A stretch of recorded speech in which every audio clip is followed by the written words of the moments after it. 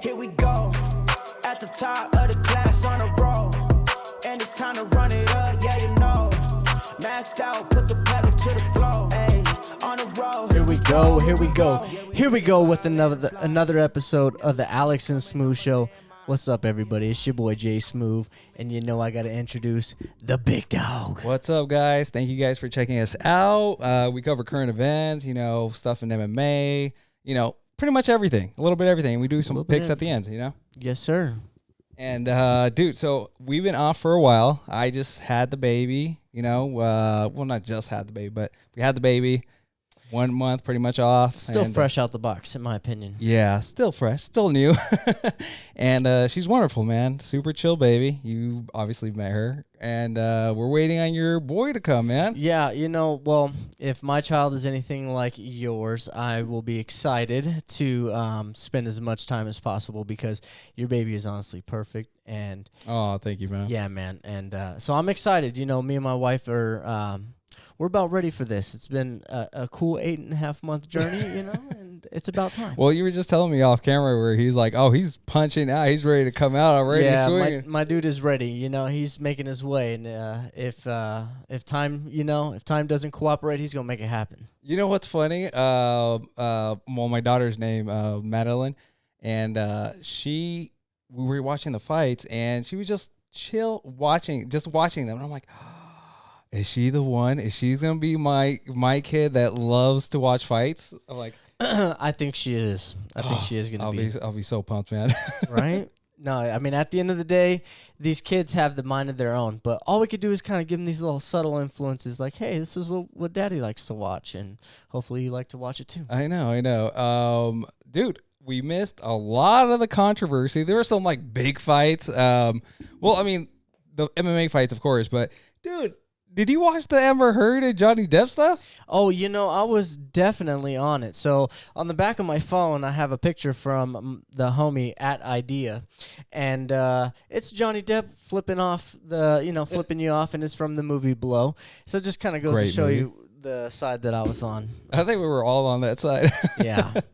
Hey, both sides are guilty. Let's be honest here. I'm sure it was. Yeah, I wanted to hear your hot take because it has been a while, and I'm like, dude, I want to just start it off high. I was like, I'll get into it. So my opinion was, Johnny Depp, one of the biggest movie stars of all time. Okay, I'm sure he loved cocaine. That was probably well known. You know what I mean? A little bit of alcohol mixed with that cocaine is a recipe for disaster. Okay, for anybody.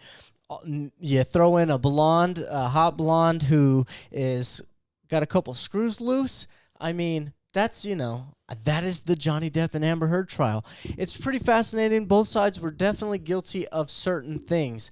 But at the end of the day, when you take it to a point of defaming somebody, that's where this lawsuit came into play. So I say both sides were guilty, and alcohol and cocaine, one hell of a combo. Dude, I mean, obviously, I feel like one side was more guilty than the other. Obviously, they both didn't come out looking good, but obviously Amber Heard looked pretty bad in this. Right. I kept on looking at all the memes. There's one of Jason Momoa where he was like, voices getting dubbed, and he's like, I got Amber's turn. Remember that? Yeah, that was definitely the highlight from everything. Is the memes that came from it, and just the pure entertainment that we got. Yes. Unfortunately, at the expense of somebody else, but I know. You know what? I feel a small part of me feels kind of bad because of how dude, the internet's undefeated. You're 100. Gonna get roasted. With so much heat, and I just feel like, I feel a small part of him feels bad for her, but I'm like, dude, you kind of brought it up against yourself, right? Yeah, I mean, well, once it's kind of like when somebody says you don't want the smoke, because what comes with the smoke, sometimes you can't breathe. You know what I mean? So yeah. it just it's an unfortunate experience, and I don't wish that upon anybody. It's sad that your life gets portrayed in a courtroom in front of millions of people, and horrible texts that you send to people. What was weird about it, she was kind of in the clear before the op-ed came out. She was kind of like, well, yeah, you know what I'm saying? She already had her money from the divorce. She already got the the public's eye on her side during that time. So it was just kind of odd that she kind of like kept on going with it, and then bam. It was a train that you cannot stop once you get it started, This is how I look at certain things. We are a matter of energy, of electricity, Rest in peace to the lady that passed away, who passed away from getting struck by electricity. If we're scientifically speaking, we are full of electricity. We can attract these things. Energy cannot be destroyed. It gets displaced. You cannot create positive or negative energy and not expect it to be, bouncing off of certain things. That's why they say negative energy is so contagious, So I feel like this type of scenario, a toxic person with a couple of screws loose and who enjoys substance abuse themselves, probably a product of trauma and, probably has some things to work out just like we all do.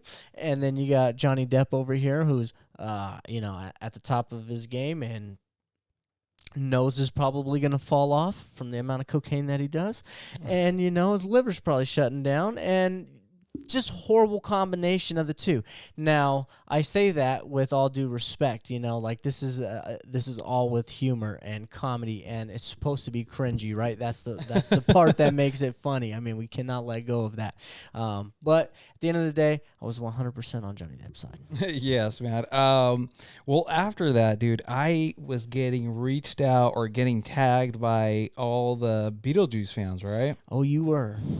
So there was news after the trial where they announced that like it was on Google's update, I guess you would say. It's like on Beetlejuice 2, they updated it with as one of the cast members was going to be Johnny Depp, and I kept on getting not contacted, but kind of like tagged in a bunch of videos of the Beetlejuice 2 graphics I made back in like 2015, 2016. Yeah, they are a little late to the game, but they're showing up to the game, so that's what I like to see, man. Yeah, so right after that, I made the third poster for Beetlejuice 2, and it was with Johnny Depp, and he was holding like the recently deceased book. So my thought was describing the poster, I was like, if this was my film, I am going to have him kind of be the guy who's like in the underworld, because I feel like you can make some good makeup out of it, or you can do something cool with it.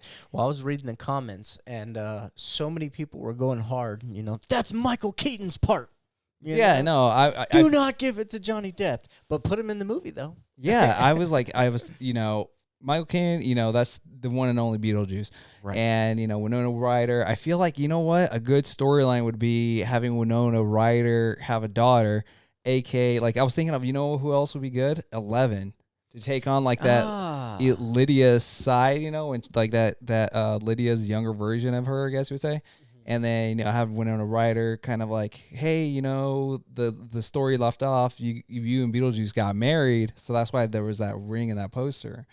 And once I heard Johnny Depp is gonna be in, I'm like, you know what? He has to do something with the recently deceased book. I have a feeling like he's gonna be the one who made it or something. Or now, how much fruit and juice do you put into that? Even though it was on Google, because I feel like the hype is really coming back around now that you redid that poster. It's like I know, it's dude. like one thing was mentioned, and bro, I don't know how many websites have not given you your credit, and I try my best to make sure they give you your credit. A lot, it's funny. A lot of people were like, "Oh, I can't tell if this is real or this is fake," and I have like, the Beetlejuice fans will be like, "Dude, it's clearly in the bottom. The artist's name is in the bottom. It's fan made." But I hope it becomes real. And it was funny. There was a few articles that actually mentioned me by name. One of them was like USA Today, and then the other one was Screen Rant.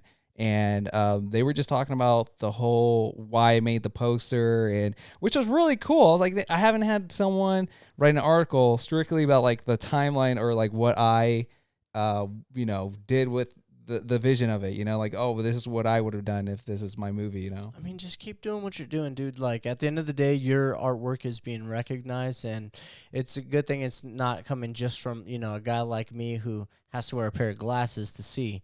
It's coming from people who have substance and who have been around the game and, have a platform to actually give you that recognition you deserve. So I am super proud of all the work you do, man. And thanks, I'm man. excited to see, what the future's got in front for you, because something's coming from this, just how it goes. I kind of want to go to a San Diego Comic-Con, and if Tim Burton's there, I kind of want to take the poster and be like, yo, I was part of this. I want to make the next versions of the poster, or somehow be involved with the film and create the art direction for the product or whatever. The great Wayne Gretzky once said, "You miss 100% of the shots you don't take." Yeah. And if Steph Curry is any example, bro, you just gotta shoot it. You gotta shoot it, bro. So I'm putting it out there. We're gonna put it on the video. I'm like, yeah, I made the posters. I want to put them up to here.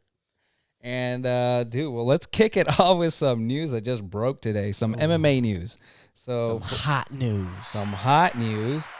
Jake Paul versus Tommy Fury got announced today, man. Finally, bro. Jesus. Well,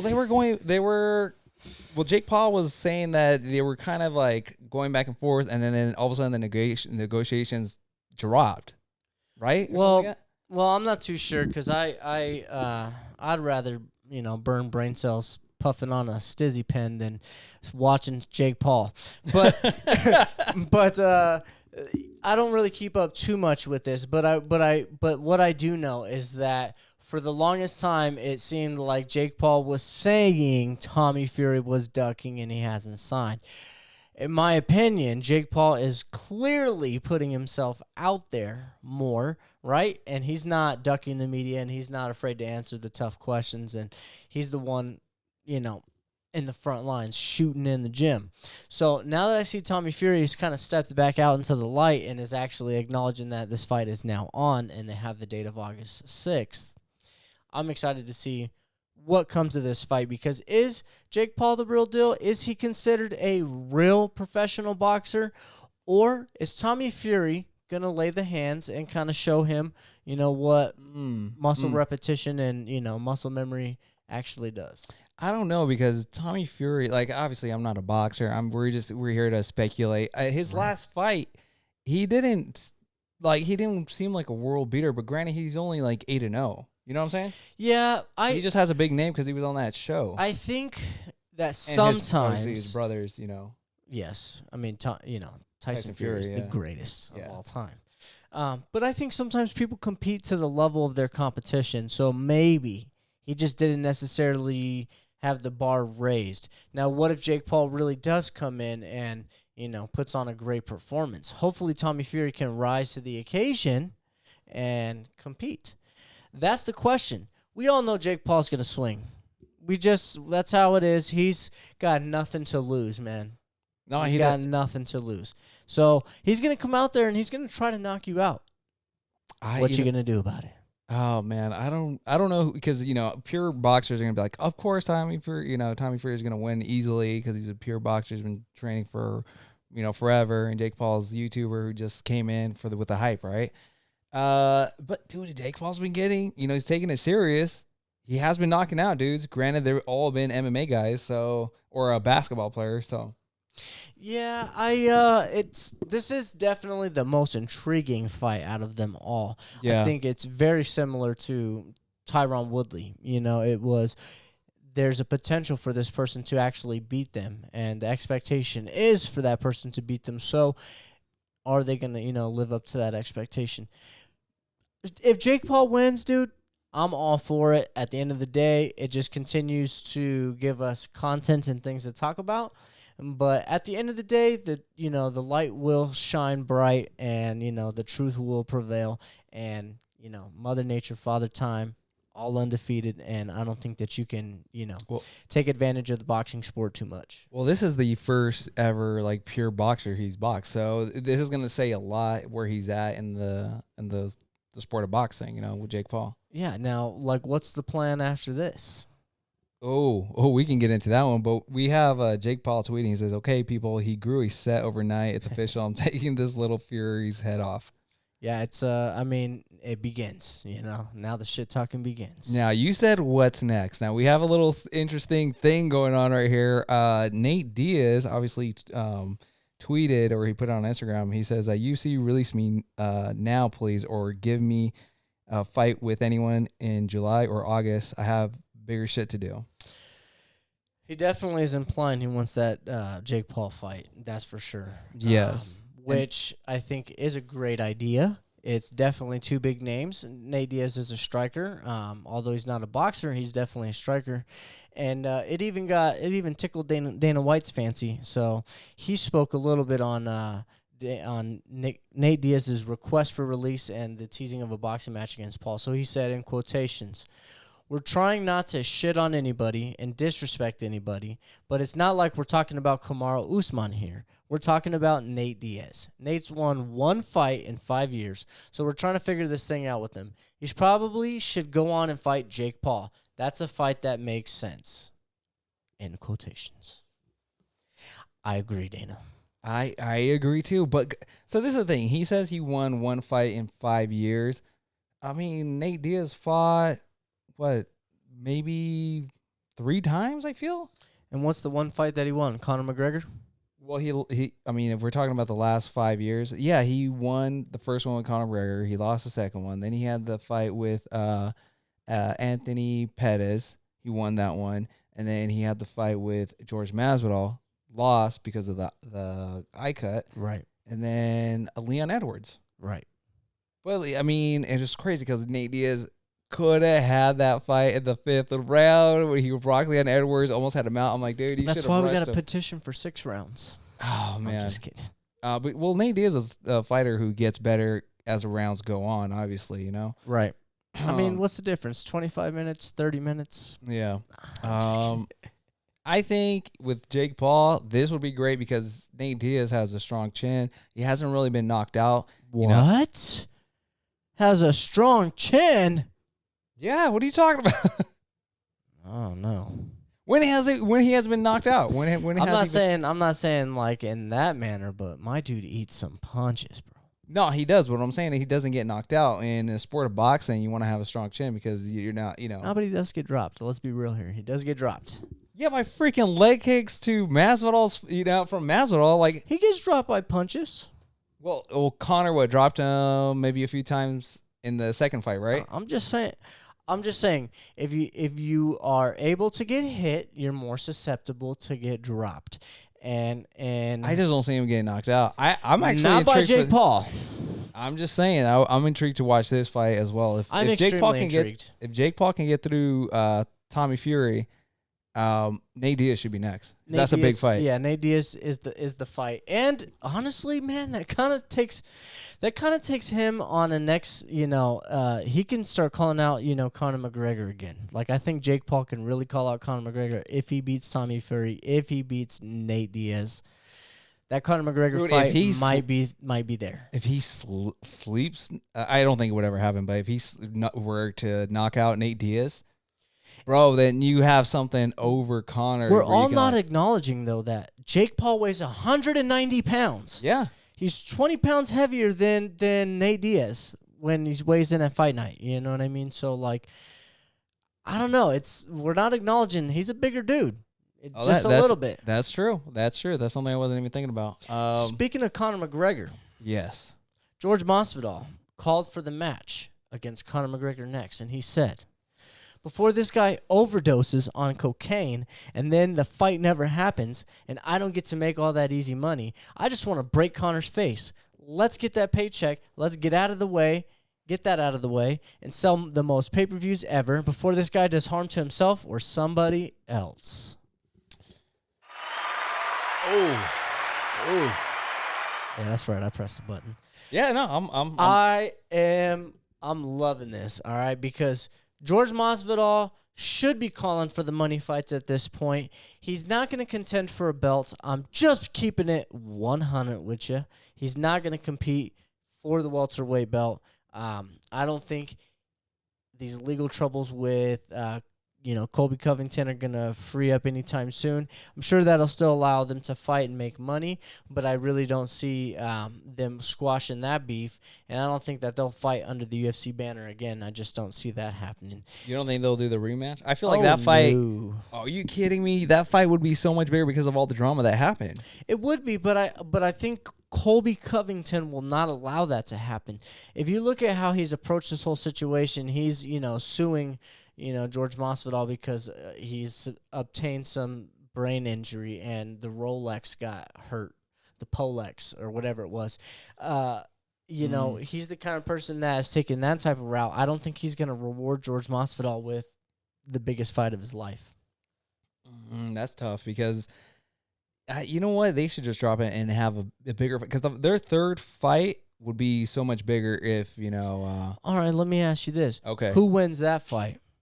Colby. Ooh, Colby, yes. 100%. Well, if everybody knows. Well, yeah, I'm just saying if it happens this year, obviously, it's not going to happen this year.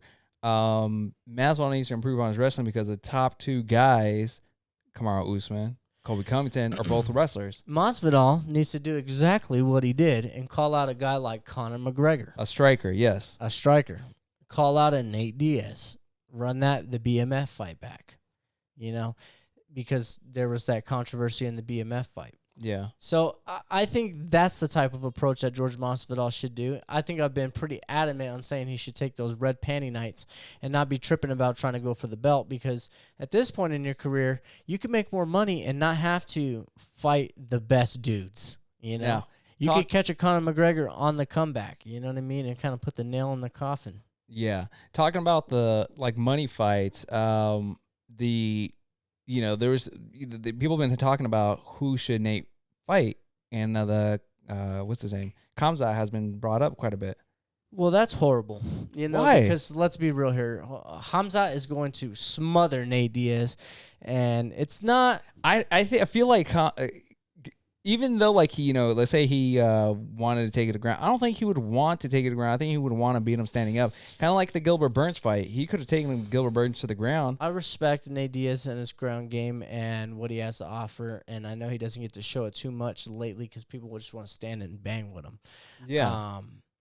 But I truly believe in timing. Like, I think right now is Khamzat's time, and how competitive he was against a guy like Gilbert Burns, that's gonna carry over to the next fight. And once again, he's going to rise to the level of his competition. So Do you think Dana will make that fight, though? Like, hey, I know, Nate, you want your No, because I think it takes all parties to agree, and I don't think no matter what Dana can do, at the end of the day, he has to agree with that. And I think Nate Diaz can be like, I'm not fighting that guy. Like, why would I fight that guy? I'd rather fight somebody else and make the same amount of money and not have to end my career on a bad note. I don't know. I feel like Nate wouldn't turn down that fight. Well, look at this.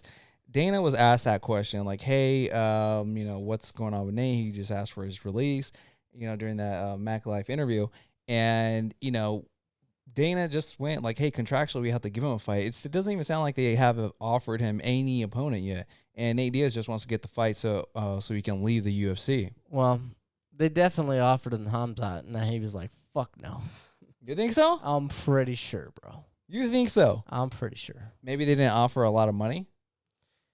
I just think it's just the person. Like, I'm not gonna lie. That's my opinion. I truly feel like he's just not gonna fight Khamzat. It's just not a good business. So who would be the good opponent then for him? Because obviously for Nate. Yeah, for Nate, because they have to contractually give him a fight this year. Conor McGregor at 170. Connor's not fighting this year though. Oh yeah, he is, bro. He coming bro. back. He's not even in camp. He hasn't even been cleared to fight yet because of his leg injury. Yeah, but have you seen? He is training. He is boxing and stuff, but he hasn't been cleared to. I saw him kicking a pad the other day. He was kicking extremely hard. Yeah, I bet you he's ready. I don't think he's ready yet. Well, he hasn't been cleared officially, so all he's got to do is just pay. You got to pay. You got to pay somebody. My boy living on the Lamborghini yacht right now. That's why he ain't taking no fights. He ain't tripping. Yeah. Well, actually, he might be taking a fight or two because he did take to Instagram and Twitter, and he said, I accept, and he posted a picture of him punching Floyd Mayweather in the stomach. Now, What is going on, man? We're living in the metaverse. I feel like we're living in 2015 still, man. Hey, you know what? If it's anything like 2015, hopefully, you know, the acknowledgement of all your, you know, work towards that fight comes back to fruition, because there's so much content that we could post about this whole Conor versus Floyd thing. If you look back to a previous YouTube video, we actually have the explanation on the whole story about Conor versus Floyd, the first one.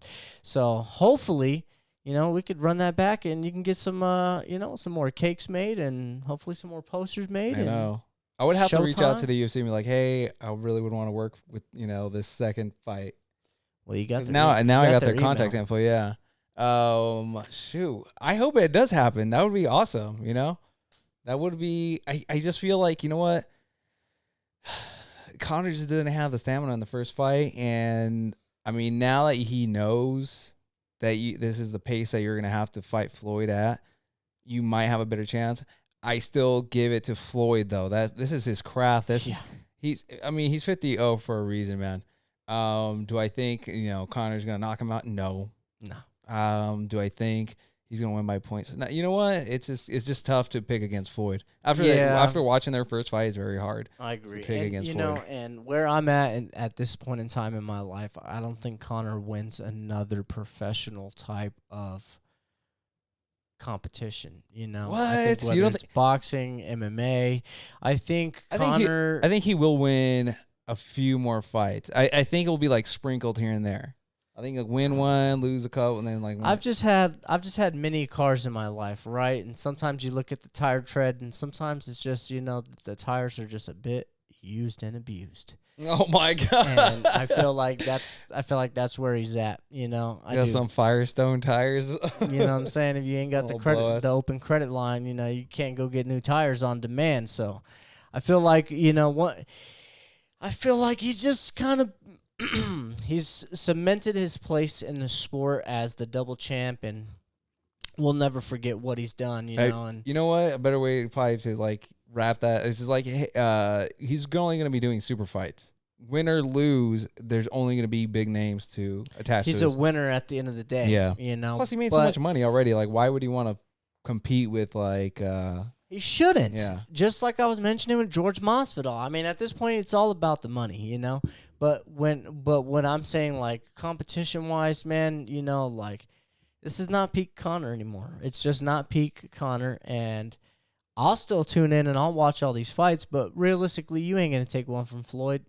I'll watch. It's always worth a try. You know what? I don't know if I agree with like peak Conor, because he was at his peak at 145.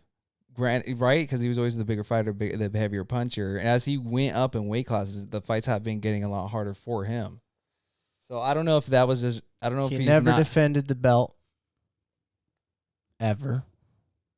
Well, all right. No, you got me there. So look it. I like Conor McGregor, and I'll submit once again. I'm trying to get Conor McGregor on the podcast, bro. I would probably not say shit if he was on the podcast. He's gonna be standing right there. He's like, "What'd you say about me, Smooth?" I mean, at the end of the day, like, hopefully we are all grown here, and we could all have, and like, you could respectfully have your own opinions, you know. And like, people don't like me, and they've had it expressed to my face, and well, I just got to sit there and take it, you know. And I realize I'm not everybody's cup of tea. And this is the thing: is like, mostly it was the bad antics and the lack of morals is why my perception of Conor McGregor has changed. But if we're talking about competitive wise, I'm not gonna be oblivious to the fact that he never defended those belts. You know, he bounced out when it was peak Conor, and he started taking these fights. And you know, once you got the taste of that loss, man, it's just like it's hard to wipe it from your mouth. And I don't care what anybody says. That Cowboy win does not like cover any of those other losses, you know? To me, that was like he is expected to win that, and so it doesn't. You're talking about like the Dustin Poirier losses, and yeah, absolutely. Like the two losses to Dustin Poirier kind of solidified where Conor's at this point in time in his life. You know, he's not the king of the 155 division anymore. He's way too big to drop down to 145. He needs to take money fights at 170. And if, in fact, you're going to continue to fight in the UFC, take the money fights. And if you're not, go to boxing. Go fight Floyd again. Make that $100 million, you know? Yeah. I mean, for him, like I said, he's going to be taking super fights. So if he were to fight in UFC, the Nate Diaz trilogy finally would make sense. I don't like the niche of like calling out Kamaru Usman. Like, you don't deserve a title shot at 170, bro. Dude, fighting Kamaru Usman, I mean, like, dude, you're asking a lot, man. That's what I'm saying. You know, that's a dangerous man at 170. He has a cut to get to one. You know, and I respect that you're asking for that, and that's all good, fine, and dandy. But like, you haven't earned the right to call out for that. You know, you never defended none of your belts. You know, so go win some fights at 55 or win some fights at 70, and then call out Kamaru Usman. Of course, Kamaru Usman would take it at heartbeat because that will be the biggest payday of his, professional. And I don't blame him, and I would watch that fight, But to me, it's just like, you want to see a dead body tonight? That's exactly what it is. I'm tuning in to watch, the end. The end of it all. No, that's a tough fight. I mean, I don't know. But shoot, well, you mentioned Donald Cerrone. Let's move on with some like fight announcements. Yes, sir. Well, Donald Cerrone and Joe Lozon fight fell off again. It did. The day of the day of the fight? It's got the Tony and Khabib the Khabib vibes. aura, yeah. It's kind of weird. So Dana White, they obviously asked him like, "Hey, are you gonna do the fight again? Or are you gonna set up another date?" He's like, "Nope. I'm gonna set up." Donald Cerrone steps in on short notice to face Jim Miller at UFC 276, which is roughly like 2 weeks away. 2 weeks away, July 2nd. Which is weird because Donald Cerrone was just saying that he didn't want to cut weight again. That's like 3 weight cuts. I believe they're fighting at 170. Oh, so he's not doing the weight cut? Correct. And this is a rematch, if I'm not mistaken. I think they fought each other before. Oh. This is vintage Cowboy Cerrone. Anybody, any place, anytime. He's ready to go. He's been trying to fight, and he's trying to make up for, the incident of him not being able to compete the first time against Joe Lozon. So at the end of the day, I respect Cowboy for taking this fight, and I'm for sure picking Cowboy because I want him to win. Yeah, he's obviously the fan favorite. Now, it's kind of hard to pick if we're betting. If I'm betting, it's kind of hard to pick Cerrone, even though he's a favorite. I mean, I just feel like, Jim Miller has been looking pretty good. He still looks good in the division. He has been winning.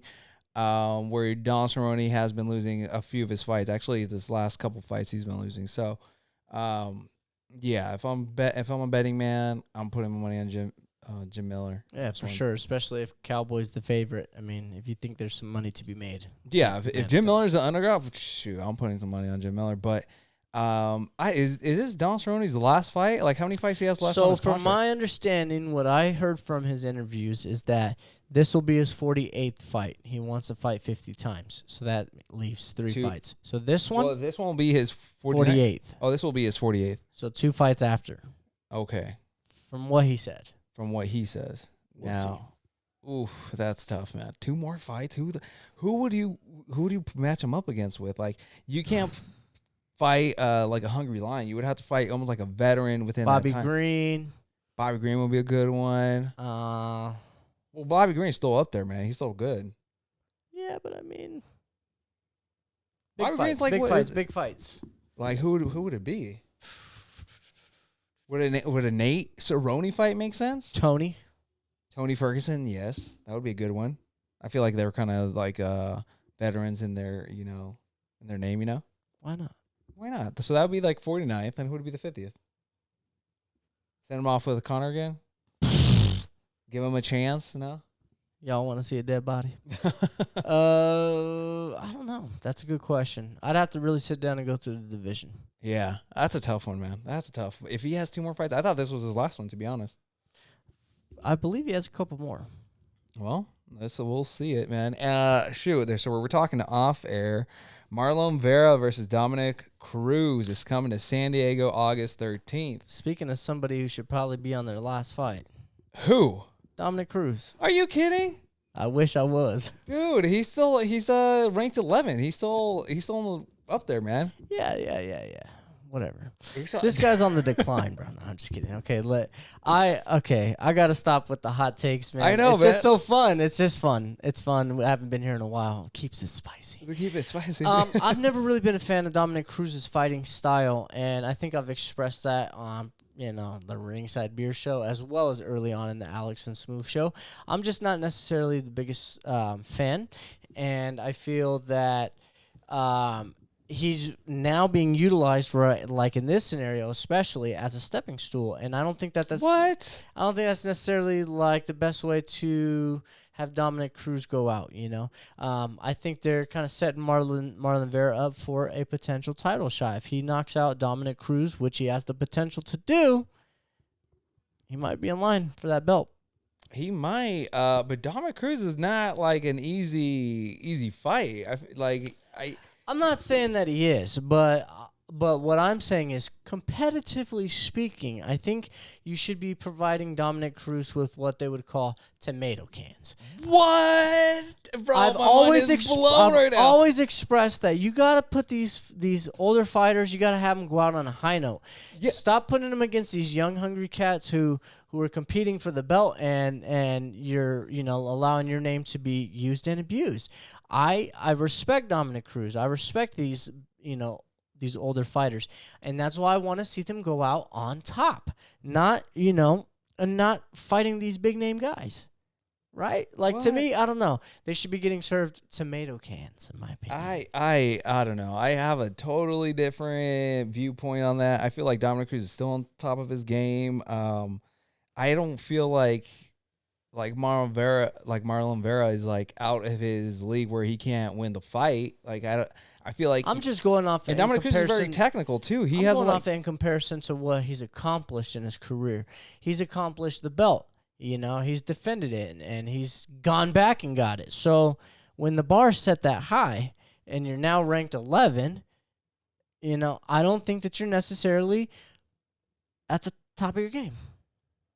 I disagree, man. I still Dominick Cruz is still up there. I mean, man. Maybe if he was in Bellator, he'd be running the show right now. No. PFL would be running the show.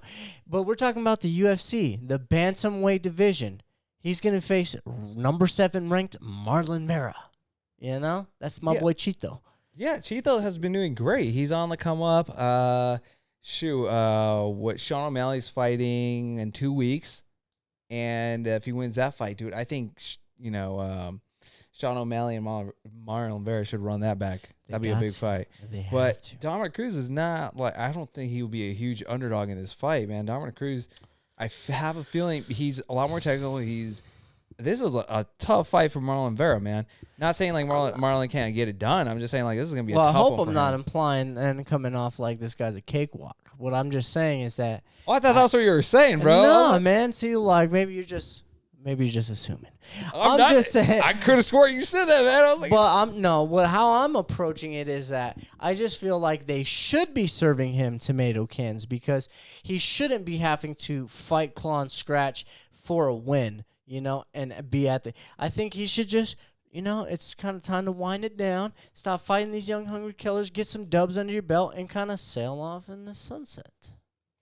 I guess. I mean, I still think he's still on the UFC don't got a retirement plan. You don't got a 401. Well, hopefully you got a 401k, but you don't have like health insurance like through that shit. You know what I mean? So like, I'm genuinely being a human being when I say as an it's athlete, the path of least resistance once you're at an older part in your career. You know what I mean? But as an athlete though, but he's isn't he a UFC employee because of the analyst work he does? Oh, absolutely. Or are they? I mean, from my experience, because I was like a freelancer, I guess you would say, independent contractor with the UFC. I'm wondering if they also do that same thing with the analysts because they're not hiring them, full time. It's not like a Monday to Friday type of gig. You're just getting, weekend gigs. Yeah, definitely. There's, I mean, they got it worked out. I just don't know how. Yeah. Well. I think Dominick Cruz is a fighting dog in this fight. I'm just saying. Marlon Vera is. I'm interested in when the odds drop for this fight. Yeah. But the co-main event, man, a girl Alexa Grasso is gonna be in San Diego, and I wish I was able to go. That is like an hour away's time from where we're at right now. It's almost a hometown fight for her, basically. It is. And man, it's my daughter's weekend, her weekend birthday, so I can't go. We were just talking about getting tickets for this, and then you're gonna have the baby, 3-4 week old baby, and your daughter's gonna have a birthday, and timing's been interesting. I know, and I'm like, are you kidding me? I wanted to give her the painting, I was like, shoot. But that will take place August 13th. I'm excited to see the fight. I don't know who's gonna win, but definitely excited. Wish I was there, man. Wish I was there. Same. All right, well, let's get into the fight that's happening this weekend. You're gonna have to help me out here. So we have a lightweight bout between Tarzukian versus Gamrot. Now, if I'm not mistaken, this lightweight bout, this is where Jaylen Turner, when we haven't had him on the last, not the last episode, but we had him on an episode. These are some of the guys that he is potentially going to fight in the future. Yes, these were definitely some of the names that we were trying to call out. We'll have Jalen call out, or we were doing it on his behalf. I know, we're trying. To be honest. Shout out to Jaylen Turner too. Stay tuned, guys. He might be on after his next fight, July 2nd. Yeah, who's he fighting again? He is fighting the Australian guy, right? 15th ranked dude. Hold on, bro. Why'd you do that to me? Put me on the spot. No, my bad. I just know the Australian guy, the Aussie, right? So he's fighting Brad Riddle. Riddle, yeah. Mm-hmm. Yeah. We're obviously playing for Jaylen Turner. Of obviously, course. Is our buddy over here. And so I remember during that episode, we looked at the lineup, and Arman and Gamrot were on it. So I feel like if Jaylen Turner when he gets through Brad Riddle, right? Yes. Who should he fight? Should he fight the winner or the? Oh, you definitely fight the winner.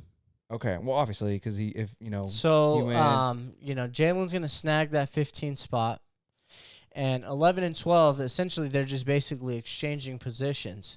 So in reality, you take the winner of that fight, and you jump up to 11.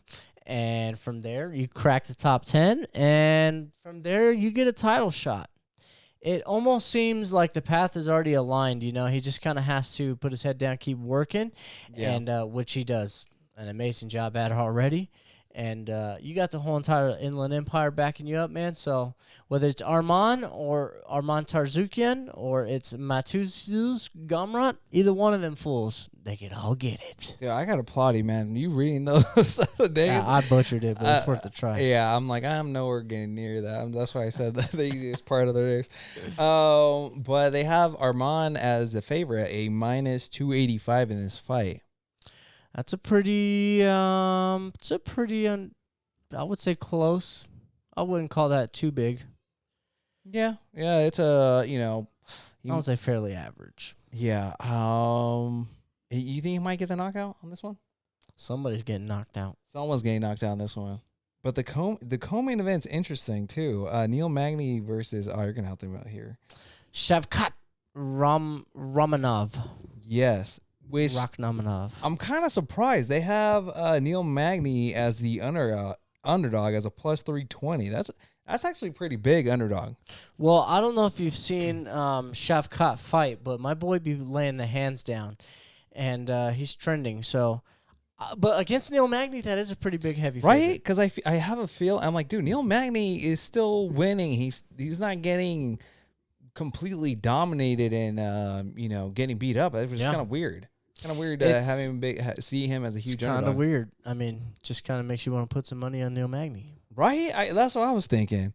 The card looks pretty, pretty good. A lot of up and comers, or a lot of, it's funny. Names we're familiar with for sure. Yes. You know what's funny about these type of cards is they always somehow deliver. All the fights where you're like, oh, there's not a lot of big names on it. I'm like, dude, those are the cards I always want to see. So what happened last weekend. Exactly, dude. And not only that, it's like back-to-back weeks where I'm like, dude, these fights are insane. They're you know, how many knockouts did we have last week? It's like 8 or 9. Yeah, and the weekend before that, the fights were just crazy. I mean, that was the Glover Teixeira, Jiri Prochaska fight, and that card, dude, I feel like, dang, that was, you know, for a lot of people weren't really hyped for it, but I was like, you know what, I'm gonna watch it, paid for the pay-per-view, and got my money's worth, man. Everyone was watching the fight here. We were all screaming. It was a good night of fights. Yeah, it seems like, especially around this time of year, you know, International Fight Week, the summertime, it seems like the UFC does kind of heat up and brings a lot of good content. Well, not only that, Dana's handing out $50,000 checks to people that are getting knockouts. Sometimes it's $75,000. So I mean, just depends if you catch them on a good night. Yeah. I'm excited for this weekend's card. It's you know, nice little fight night. Definitely excited for the co-main event. I'm kind of pulling for Neil Magny, just because I've never seen him as a huge underdog, and you know what? I'm kind of pulling for the underdog on this one. Yeah, I'm always rooting for the underdog. Yeah, but I'm definitely intrigued for the main event to see who Jaylen Turner is going to fight next. This is basically a main event to see who the next opponent is for Jaylen Turner. That's basically what's going on. Yeah, that's what I'm excited for, man. And I can't wait. In 2 weeks, we get to see our boy Jaylen Turner fight. UFC, what's that card? 276. 276? It's pretty funny, man. Like, I had reached out to Jalen, and I pretty much was like, hey, man, you know, like, if you're down to come back on the show after the fight, we'd love to have you. And, you know, by that time, I'm expecting my son around that time, and he said some pretty cool shit. He's like, we'll welcome little man in with the win. And, that to me was real cool. It's like, it just, it's awesome, man. It's a good feeling. So I can't wait to have him back on the show, fresh off another win. And, it's funny, last time he came in and dude wasn't hurt at all. It's kind of crazy. It was like he just beat the shit out of somebody. Yeah, well, he was like, his hand had little like marks or a little bit swollen, but other than that, he was fine. It was wild. Yeah, it was wild, man. But, you know, we can't wait for 2 more weeks to see you fight Jaylen. We're pulling for you, man. And, hopefully we can have you on the podcast again, man. Yeah, we're definitely obviously you saw the new set. Right, we're here at the new studio. Yes, man. One last thing. I want to shout out the Liga de Mexican Baseball. I want to shout out the Los Rieleros de Aguascalientes. I had to, bring out the jersey today. Shout out to my boy Daniel Diaz, number 4 pitcher for the Los Rieleros. And go cop you a jersey, man. If you need one, send a DM, and we'll get one straight from Mexico. These are hard. Just had to throw that out there. Well, let's leave it on a positive note, man. We want to thank you guys for checking us out. Make sure you drop a like and subscribe. And we'll be back in next week. Yes, sir. All right. We love you guys. We love you. Bye.